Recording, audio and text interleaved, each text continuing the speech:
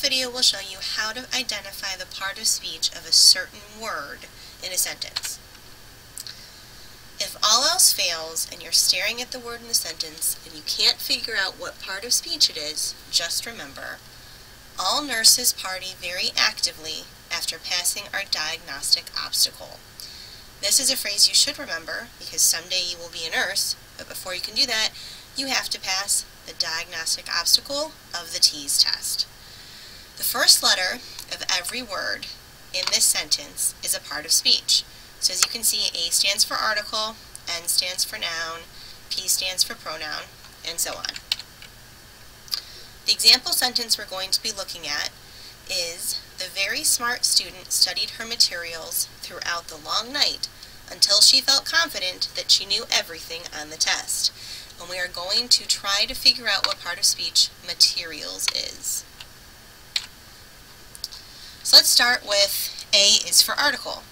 An article is always a, an, and the. So when we're looking through this sentence, we're going to look for every instance where we see a, an, and the. Okay.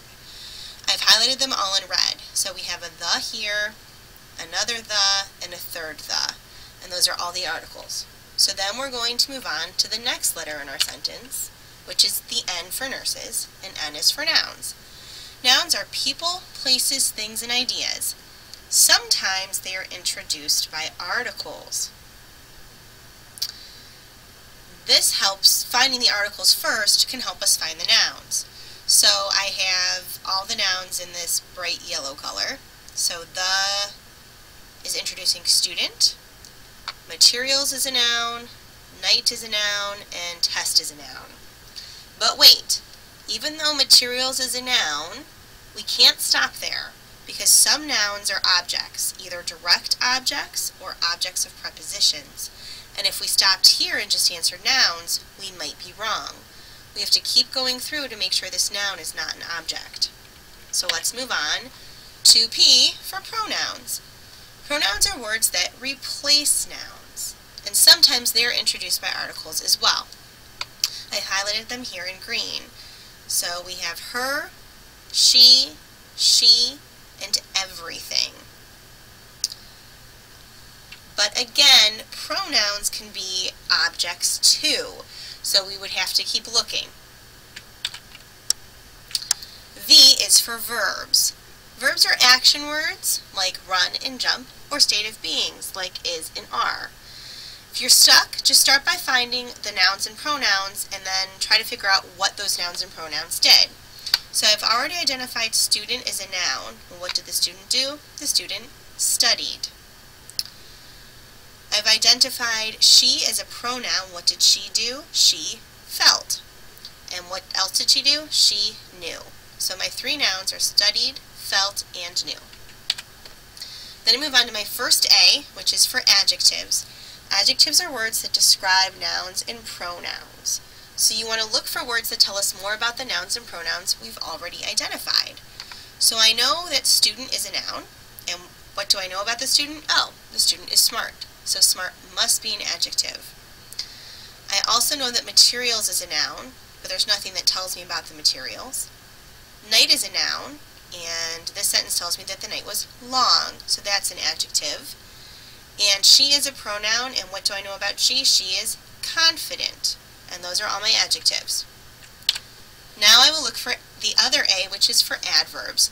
Adverbs are a little trickier than adjectives because they can describe three different things. They can describe verbs, adjectives, and other adverbs.